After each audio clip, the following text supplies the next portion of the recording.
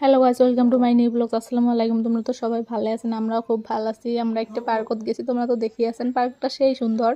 এই বস্তুটা কি আমরা তো না জানি, মানে আমার মুসলিম ধর্মত কোনো হিংসা নাই, আমরা সেটি মানে জায়গা সিনারি ভাল লাগে ওটি যাই দেখার জন্য। কি বস্তু এটা হিন্দু ধর্মের মানুষগুলো তোমরা ভালো করে জানবেন, জানলে আমার কমেন্টত কোন এটা কি বস্তু। মানে তোমরা দেখে থাকো, পার্কটা যাওয়া লাগে বেঙ্গলের ভিতরে, মানে বক্সিহাট দিয়ে ঢুকি 2-3 মাইল ভিতৰত যাওয়া লাগে।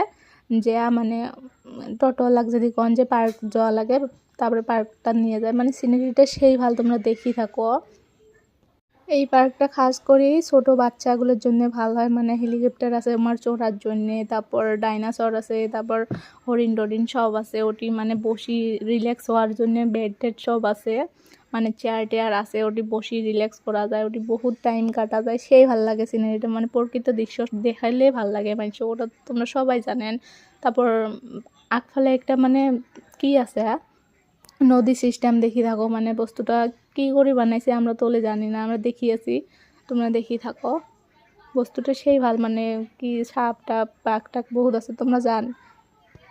তো আজকের ভিডিওটা আমরা এই পর্যন্ত শেষ করে ফেলেছি। তোমরা সবাই ভালো থাকেন, টাটা বাই বাই।